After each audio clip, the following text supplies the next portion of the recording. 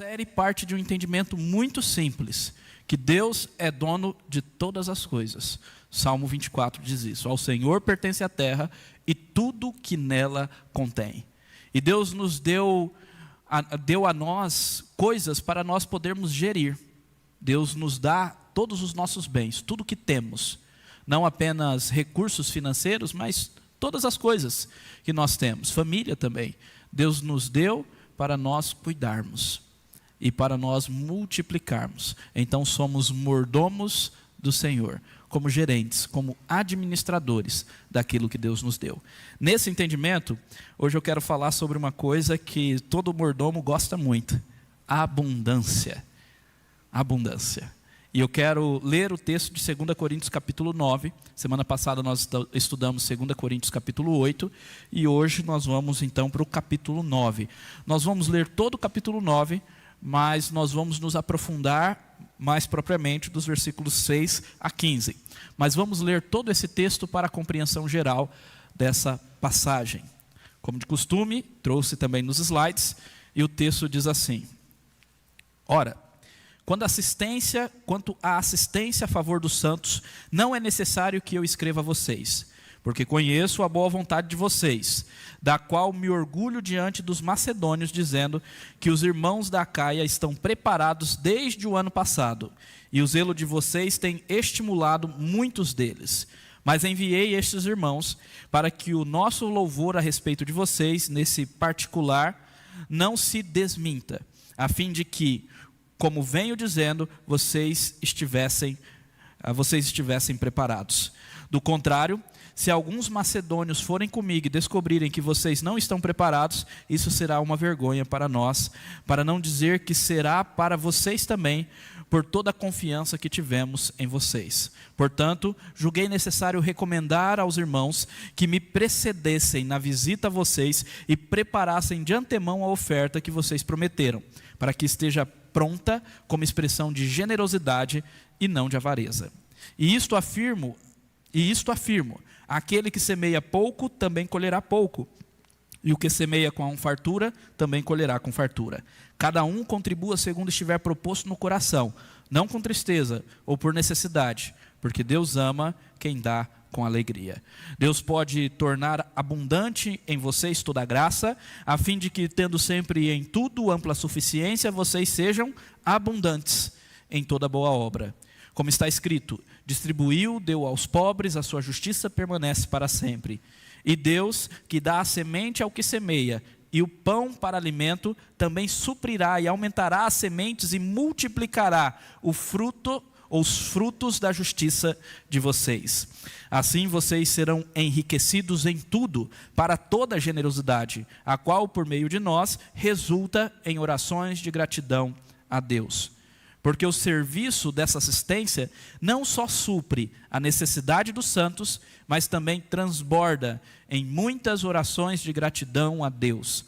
Na prova desse serviço, eles glorificam a Deus pela obediência da confissão que vocês fazem do Evangelho de Cristo e pela generosidade com que vocês contribuem para eles e para todos, enquanto eles oram por vocês com grande afeto, por causa da extraordinária, superabundante graça de Deus que foi dada a vocês. Graças a Deus pelo seu dom indescritível. Vamos orar?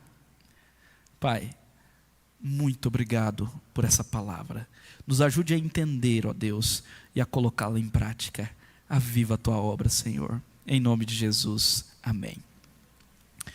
Abundância é sinônimo de fartura e denota uma quantidade muito maior do que o necessário. Quando nós falamos de abundância, nós falamos que é algo muito maior do que o básico, do que o necessário.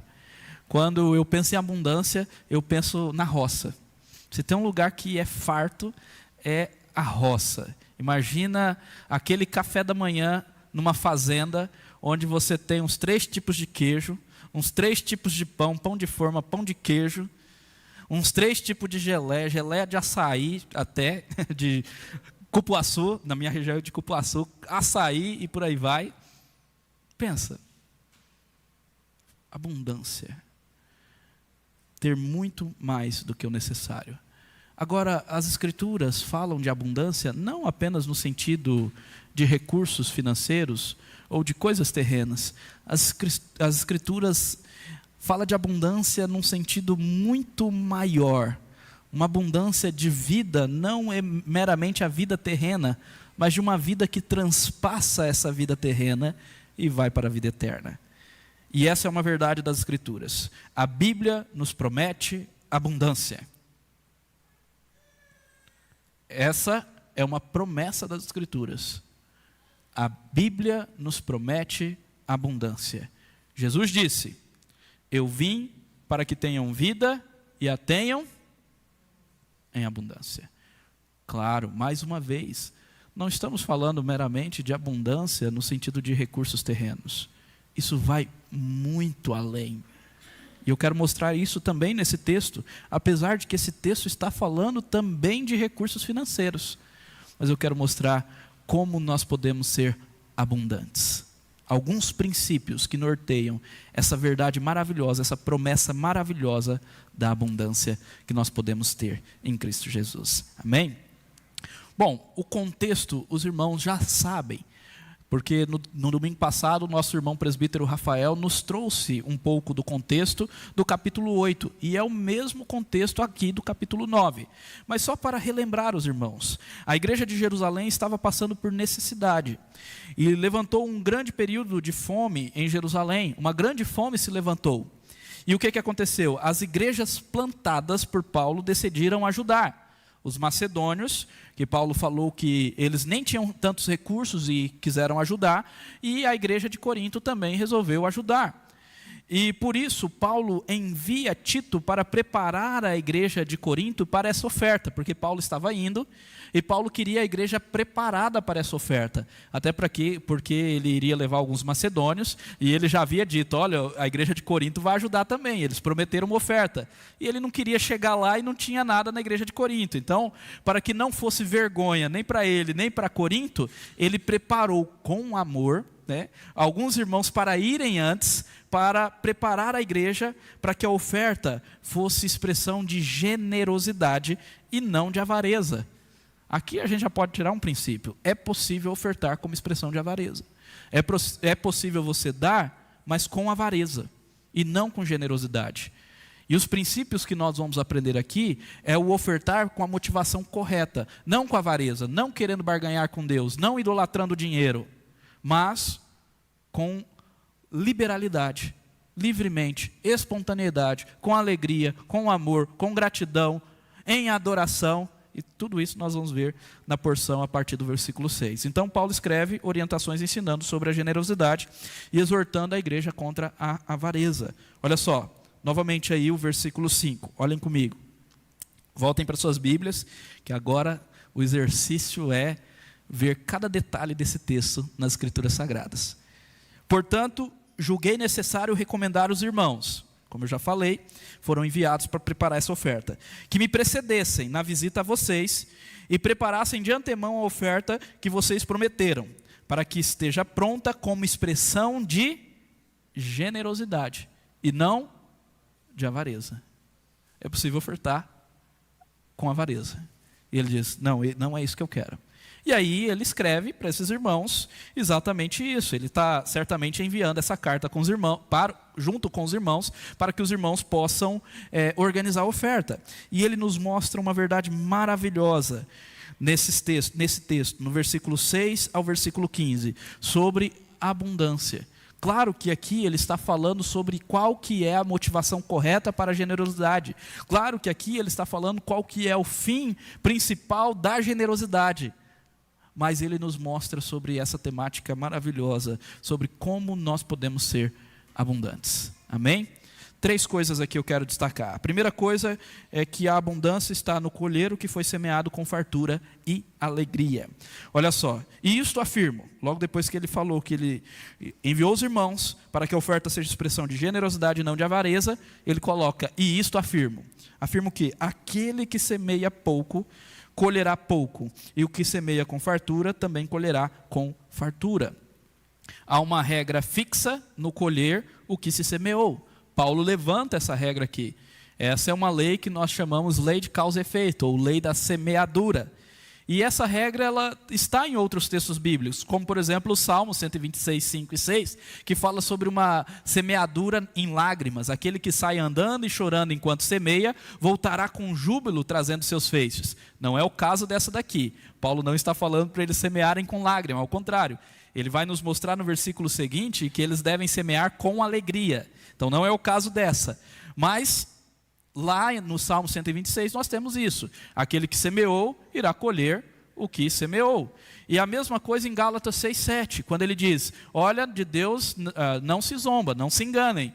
Aquilo que o homem semear, isso também ele colherá. Mais uma vez, e agora no contexto de Gálatas, ele também não está falando sobre necessariamente ofertas, apesar de que ele inicia Gálatas 6 falando sobre ofertas, sobre abençoar aquele que está sendo o discipulador da igreja, aquele que está sendo o pastor da igreja. Mas, mais propriamente no contexto do versículo 7, ele está falando sobre uma sementeira espiritual. Por isso ele vai falar: aquele que semeia do Espírito colherá a vida eterna. E aquele que semeia da carne colherá corrupção. E olha, de Deus não se zomba. Aquilo que o homem plantar, ele também irá colher. Então Paulo aqui, no texto de 2 Coríntios, ele conecta a lei da semeadura com a generosidade. Muitos comentaristas conectam essa fala de Paulo aqui com Provérbios 11, 24 a 25. Só antes, vamos entender o que ele diz. Ele fala, olha só: aquele que semeia pouco, pouco colherá. Aquele que semeia com fartura, algumas versões vão trazer aquele que semeia com abundância, e outras versões vão trazer, ou vai trazer, aquele que semeia com generosidade. Então olha, com fartura, com generosidade, com abundância. São termos que, de certa forma, são utilizados como sinônimos. E ele está dizendo: aquele que semeia com fartura colherá. Existe uma lei que conecta uma coisa à outra. E parece que Paulo está citando esse texto de Provérbios. Olha só o texto de Provérbios. Provérbios 11, 24 a 25. O texto diz: uns dão com generosidade e têm cada vez mais. Outros retêm mais do que é justo e acabam na pobreza. A pessoa generosa prosperará, e quem dá de beber terá sua sede saciada. Olha que provérbio maravilhoso. Esse provérbio ensina um dos princípios que são basilares para essa palavra hoje. Generosidade e abundância, generosidade e a verdadeira riqueza andam juntas. Não tem jeito uma pessoa dizer que é verdadeiramente rico e não ser generosa. Ela pode até ser rica, mas é escrava do dinheiro. E isso não é verdadeira riqueza. Generosidade e verdadeira riqueza andam juntas. Uns dão com generosidade e têm cada vez mais. Outros retêm mais do que é justo e acabam na pobreza. É isso que Paulo está falando quando ele fala sobre aquele que semeia com fartura, também colherá com fartura. Então, semear com fartura, por sua vez, aqui nesse texto de Paulo, também é um ato de fé, e envolve um princípio da fé. Eu quero que os irmãos entendam que não somente no contexto de uma oferta financeira, qualquer ato de semeadura é um ato de fé. Por quê? Pensem, o que é semear?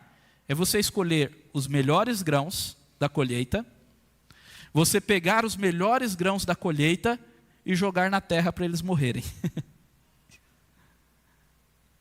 E somente depois que eles morrerem, é que vai nascer. E aí você pode, esses grãos que foram jogados na terra, podem não nascer, se não vir a chuva apropriada, se cair no terreno muito duro, como nós vimos o exemplo da parábola do semeador, entre os espinhos, na beira do caminho, ou em um solo que tem rocha, essa semente não vai nascer, somente nasce em terra boa. Então você joga a semente e confia que ela irá nascer, e espera isso. Agora, a sua esperança não está em você mesmo, nem na sua capacidade. Talvez nós podemos falar, não, mas a semente já foi modificada geneticamente e tal, e é certeza que ela vai nascer.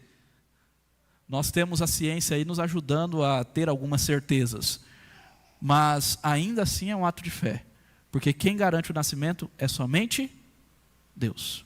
Não só que a semente irá nascer, mas que vai florescer e frutificar, somente o Senhor. Então, é um ato de fé na providência divina. O semear com fartura também, no quesito dos recursos que Deus nos dá, os dons e talentos, por exemplo, e também recursos, também é um ato de fé na providência de Deus, sabendo que é Deus que nos dá todas as coisas.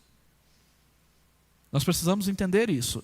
Por isso que logo em seguida, e um versículo é conectado com o outro, Paulo ele fala: cada um contribua segundo tiver proposto no coração, não com tristeza, ou por necessidade. Alguém poderia contribuir tristemente, ou por necessidade, talvez uma necessidade de aprovação. Todo mundo está contribuindo, se eu não contribuir, então eu vou ficar assim meio rejeitado. Alguém vai falar mal de mim? Ou qualquer outra necessidade? Não. Paulo diz, não, tem que ser aquilo que está proposto no coração. Isso se chama liberalidade, espontaneidade, dar livremente. Cada um contribua segundo está proposto no coração. E isso deve ser feito com alegria. O texto continua, porque Deus ama. Olha que forte isso. Deus ama. O amor de Deus está naquele que dá com alegria. Nós sabemos que o amor de Deus está em nós por causa de Cristo. Porque nós cremos em Cristo, porque Cristo morreu em nosso lugar, porque Cristo é o nosso substituto, e por isso que Deus nos ama. Agora, quando Cristo transforma o meu coração, tudo que eu dou para Deus não é tentando conquistar o amor dele, mas é uma forma de gratidão pelo amor dele que ele já me deu. Por isso que Deus ama quem dá com alegria. Porque quem está dando com alegria não está tentando conquistar o amor de Deus. Ao contrário, está dando, agradecendo a Deus, louvando a Deus, adorando a Deus. Porque Ele é bom. A motivação está correta. A motivação é o quê? Adoração. Doar com liberalidade e alegria é um ato de adoração. Nós adoramos a Deus quando nós damos. Por isso, meus irmãos, nós temos naquela imagem de dízimo e ofertas, não é obrigação, é um ato de amor. Claro que tem também o contexto da responsabilidade. Nós somos responsáveis por sustentar a obra do Senhor, mas não numa obrigação, tipo, se eu não fizer, Deus não vai me amar, mas como um ato de amor mesmo, de gratidão por aquilo que Deus fez por nós. E eu vejo isso de uma maneira muito maravilhosa. No Novo Testamento, há pouca ênfase no dízimo e muito mais ênfase em ofertas. Por quê? Não que o dízimo nós devemos rejeitar, etc e tal, mas porque a ideia do Novo Testamento é que tudo que nós fazemos é em resposta da graça, em resposta daquilo que Deus fez. Então é doar mesmo. Eu sei que existe uma frase que muitas igrejas colocam, tudo é de Deus, Ele nos dá e nós devolvemos. Ok, eu entendo o princípio dessa frase, mas eu não gosto do termo devolver, eu gosto do termo dar. Por quê? Porque tudo é de Deus, Deus nos deu para gerir e nós damos livremente, espontaneamente. Isso é adoração. É isso que o texto está dizendo. Deus ama quem dá com alegria. Está no seu poder, dar ou não. Mas quando você dá com gratidão e alegria, isso é adoração a Deus. Legal isso, né? Isso é adoração a Deus. E meus irmãos, não estou falando, claro, só de recursos. Tempo também. Se tem uma coisa que a gente tem que aprender a dar para o Senhor, é tempo. Porque a gente dá tempo para tantos ídolos no dia a dia, principalmente o Instagram, e para Deus. Não tenho tempo. Deus ama quem dá com alegria. Amém? Segundo princípio aqui, então, abundância no colher o que foi semeado com fartura e alegria. Segundo princípio, abundância na provisão da graça divina para toda boa obra. Olha como o texto continua. O texto diz, e Deus pode tornar abundante em vocês toda a graça, a fim de que a fim de que, tendo sempre em tudo ampla suficiência, vocês sejam abundantes em toda boa obra. Lá no versículo 10 é dito: e Deus, que dá a semente ao que semeia e pão para o alimento, também suprirá e aumentará sementes e multiplicará os frutos de justiça de vocês. A primeira coisa que há nesses 2 versículos aqui é que é Deus, por sua graça e sua vontade, que nos supre com abundância. É Deus. Deus pode, ou seja, é da vontade dele. Ele pode ou não pode, ele que vai decidir. Ninguém obriga a Deus nada. Ninguém consegue barganhar com Deus, nada é barganha. Deus pode. Com a sua graça, por meio da sua graça, nos dar abundância. E abundância é o quê? É tanto ampla suficiência para as nossas necessidades, como também para abençoar o outro. É isso que o texto continua. A sua provisão é abundante em nossa vida e tem um propósito duplo: o nosso sustento, o sustento do nosso lar, e o sustento de sua boa obra. Está dito aí no finalzinho do versículo 8, para que vocês sejam abundantes em toda boa obra. Se Deus está suprindo abundantemente os nossos lares, não é só para nós. É para abençoar a sua obra, toda boa obra. E ele vai explicar o que obra é essa. Ele cita aqui, Paulo, cita o Salmo 112, versículo 9, quando ele diz, como está escrito: distribuiu, deu aos pobres, a sua justiça permanece para sempre. E a citação do Salmo 112, versículo 9, conecta a generosidade com a eterna bondade e justiça de Deus para com os pobres. Então o texto, Paulo está querendo concluir o seguinte: que Deus ele dá abundantemente para a sua igreja, para os seus filhos, para que os seus filhos hajam com justiça, para que os seus filhos promovam a sua justiça no mundo, já que desigualdade também tem a ver com justiça. Claro que o propósito da salvação não é o problema social. Eu já expliquei isso aos irmãos. O principal problema do homem não é social. O principal problema do homem é espiritual. O homem precisa de perdão de pecados, restauração da comunhão com Deus, reconexão com o Senhor. Mas Jesus não tapa os olhos para o problema espiritual. E negar isso é negar o Novo Testamento, porque Jesus está sempre preocupado com os pobres, sempre preocupado com os famintos, sempre preocupado com os marginalizados. E se nós estamos aqui é porque um dia nós fomos esses também. Não é isso que Paulo diz? Que Deus escolheu as coisas loucas do mundo? Se você está aqui e é salvo é porque você um dia foi coisa louca. Literalmente. Entenderam, meus irmãos? Deus está preocupado com isso. E a sua justiça ela permanece para sempre. Então, tanto a prosperidade como a fartura da colheita, a abundância de recursos, o enriquecimento que está lá no versículo 11, são dados aos generosos para multiplicar os frutos da justiça. Olha aí o versículo 10. E Deus, é Ele que dá, Deus que dá semente ao que semeia, e pão para o alimento, também suprirá e aumentará as sementes, e multiplicará os frutos da justiça de vocês. Há uma conexão da justiça que nós promovemos com a justiça de Deus que permanece para sempre. E a justiça de Deus é promovida no mundo no momento em que a igreja também se envolve com justiça, com misericórdia, com cuidado, com servir ao mundo, com ação social como nós teremos no dia 16, com cuidado dos irmãos e da comunidade. Interessante, né? Que coisa gigantesca. E aí ele diz, olha só o versículo 11: assim, vocês serão enriquecidos em tudo, não só financeiramente, em tudo aqui abrange tudo. Vocês serão enriquecidos em tudo. Para quê? Para toda a generosidade.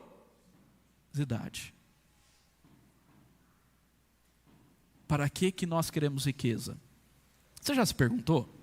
Você é uma pessoa que deseja se enriquecer, ter recursos financeiros, ter abundância de recursos? A pergunta é, para quê?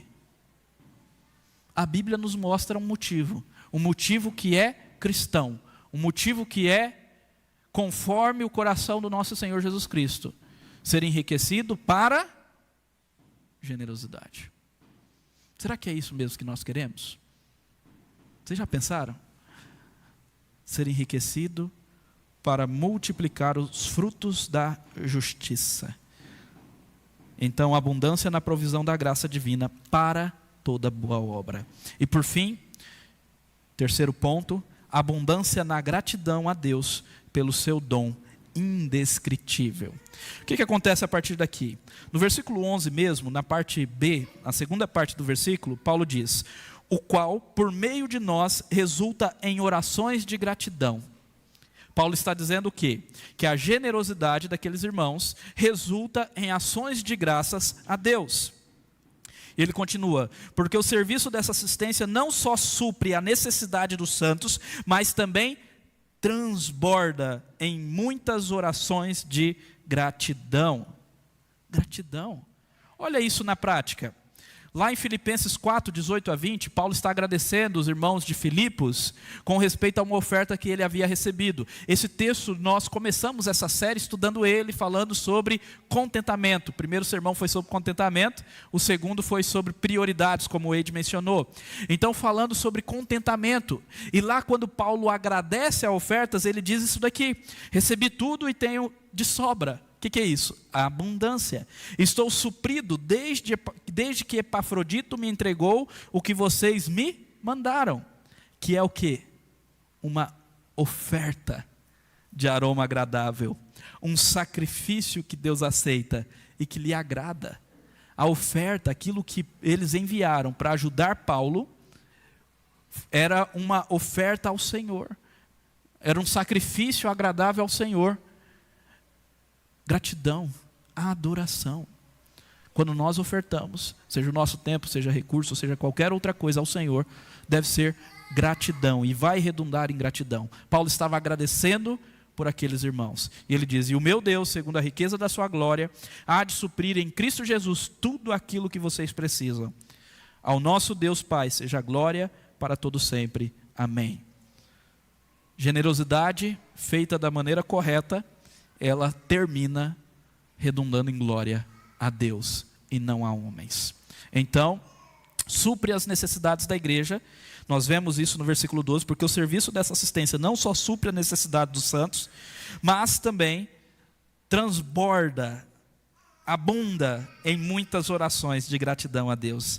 Resulta em abundante gratidão, porque as igrejas agradecem: obrigado, Senhor, pelo suprimento. Isso é louvor, isso é adoração a Deus. Olha que coisa maravilhosa. E tudo isso redunda em glória a Deus, adoração sincera e amor entre os irmãos. Olha aqui que Paulo continua dizendo: na prova desse serviço, eles glorificam a Deus pelo quê? Pela obediência da confissão que vocês fazem do Evangelho. Quando a igreja de Corinto, a igreja de Macedônia ofertava, a igreja então estava obedecendo a confissão do Evangelho, e as igrejas que recebiam, a igreja de Jerusalém que recebia, glorificava a Deus por isso. Então a glória de Deus. E mais, o texto continua.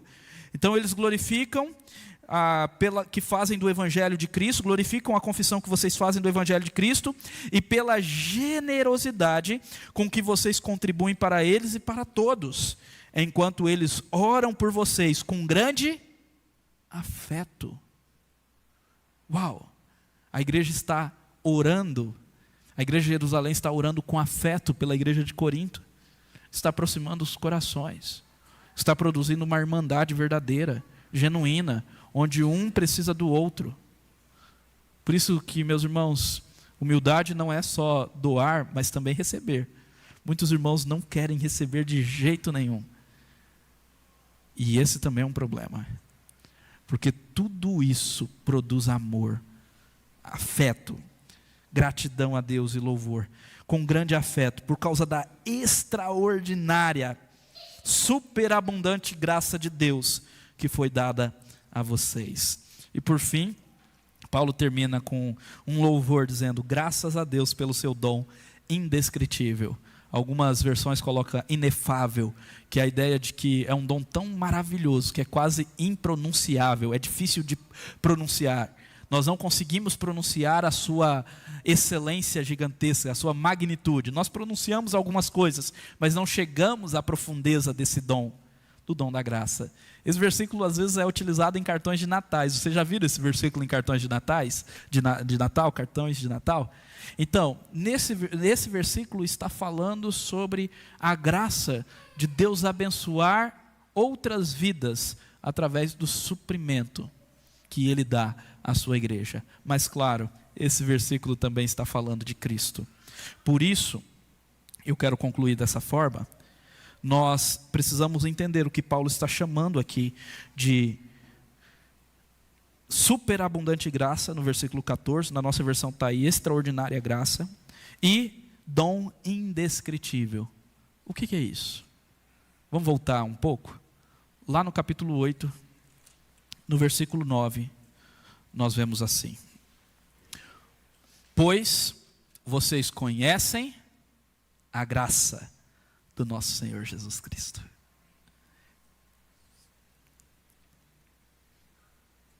Que sendo rico, fez-se pobre, por amor de vocês, por meio da pobreza dele, para que por meio da pobreza dele, vocês se tornassem ricos. Esse é o dom indescritível. Essa é a superabundante graça. Meus irmãos, Cristo nos libertou do olhar só para essa vida. Se você está entendendo a sequência desses sermões, nós aprendemos contentamento, depois prioridades, depois generosidade, agora abundância. Quando falamos sobre prioridades, nós falamos sobre a idolatria, de olhar só para este mundo, só para as riquezas terrenas. Meus irmãos, paremos de olhar só para este mundo. A vida não se resume aqui. Para sermos abundantes, nós precisamos entender que não é só essa vida. Existe algo além. Cristo nos libertou disso, dessa escravidão mundana. E por isso nós podemos ser sim generosos. E por isso nós podemos adorá-lo com tudo que somos e com tudo que temos. Ele nos fez ricos nele. E é exatamente isso que João está dizendo, o versículo que nós iniciamos lá na introdução. Agora, todo o versículo: o ladrão vem somente para roubar, matar e destruir. Jesus não é o ladrão. Jesus veio para que nós tivéssemos vida. Eu vim para que tenham vida e a tenham em abundância. E vida em abundância não é só vida aqui. Apesar de que a vida eterna começa aqui. Você sabia disso? Que se você já creu, já se rendeu a Cristo, a vida eterna já começou para você? Começou aqui. E vai terminar, não vai terminar eterna. Não termina. Para todo sempre. Por isso é vida em abundância, meus irmãos. Por isso é vida em abundância. Cristo veio para nos resgatar da escravidão da avareza, da escravidão de qualquer idolatria deste mundo, para que nós nos tornássemos ricos. Amém? Como praticar essa verdade? Alguns princípios práticos. Primeiro, vamos relembrar esse versículo que é basilar. Para qualquer oferta que nós iremos fazer diante do Senhor, para qualquer ato de generosidade, cada um contribua segundo tiver proposto no coração, não com tristeza ou por necessidade, porque Deus ama quem dá com alegria. Nós aprendemos hoje que a abundância da vida em Cristo vem através da fé. Que semear com fartura é um ato de fé. Por isso, creia em Cristo. Se você quer ter vida, vida em abundância, esse é o primeiro passo. Crer. O que é crer em Cristo? É colocar sua vida totalmente nele. Wade fez uma introdução muito apropriada para essa aplicação. Quando ele disse lá no momento da confissão, trazendo o cântico, que nós precisamos descansar no Senhor. É do Senhor todo cuidado. E nós não podemos ter nenhum cuidado sobre nós. Nós precisamos entregar tudo. Irmãos, qualquer coisa que nós não entregamos a Deus, nós iremos perder. Entregue tudo ao Senhor. É tudo, Ele quer tudo. Toda a sua vida, todo o seu coração, tudo que você é, tudo que você tem, coloque a serviço do Senhor. Creia em Cristo. Uma segunda coisa que nós aprendemos, que a abundância é ter alegria em Cristo e em seu amor.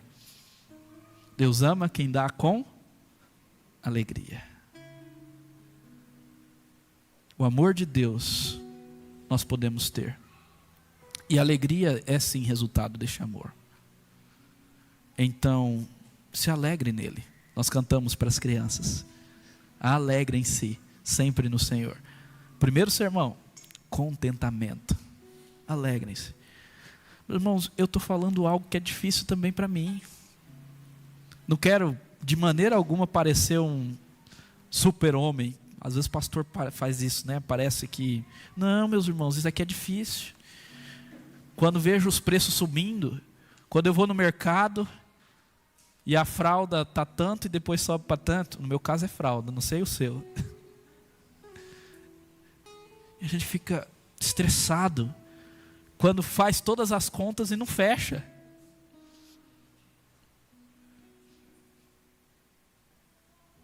Mas nós temos que nos alegrar no Senhor.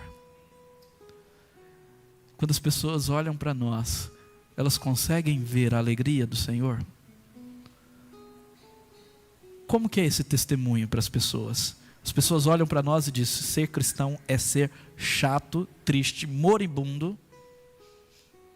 Ou olha para nós e fala, ser cristão é ser alegre. Olha,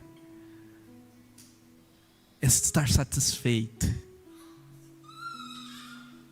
Se alegre nele. Abundância é extraordinária graça e providência de Deus. Se é graça de Deus, não vem de nós, não é você que vai se fazer abundante, é graça de Deus. E se é providência de Deus, o que nós precisamos fazer? Agradecer. Crer, sim, nós já falamos, mas agradecer. Agradeça. Em nome de Jesus. A abundância nos dada visa a glória e a justiça de Deus. Deus, Ele dá abundantemente para a sua igreja, para o seu povo, para os seus filhos, para que o seu povo o adore através dos seus bens. Como? Ajudando pessoas, promovendo a justiça. Adore, isso é ato de adoração. Vocês sabem por que nós usamos, o nome dessa urna aqui se chama gasofilácio. Nome difícil, né? Gasofilácio. Você sabe por que nós usamos gasofilácio e não passamos a sacola, como algumas igrejas? Tudo no culto da igreja presbiteriana tem um propósito. Porque a ideia é o seguinte, eu voluntariamente me levanto e vou entregar minha oferta. Ninguém me obrigou. Eu levantei. E por isso que é no meio dos louvores. Normalmente na última música, que é a música de consagração. Algumas igrejas colocam na última música do culto mesmo. Porque a ideia que passa é um ato voluntário. Ninguém está me obrigando. Eu, espontaneamente, voluntariamente, me levanto. E o ato de levantar e ir até diante do gasofilácio, depositar, é adoração. Você está agindo, você está oferecendo ao Senhor. Entenderam? É por isso que usamos uma urna. E é por isso que nós falamos, é no culto. Mesmo que faça o depósito, traz aqui. Adore ao Senhor. E por último, abundância e generosidade andam de mãos dadas. Seja generoso. Riqueza e generosidade, como nós vimos em Provérbios, andam de mãos dadas. Seja generoso, com a motivação correta. Com a motivação correta, a glória de Deus. E eu quero terminar com esse versículo lindíssimo. Porque dele, por meio dele e para ele são todas as coisas. A ele seja a glória para sempre. Amém.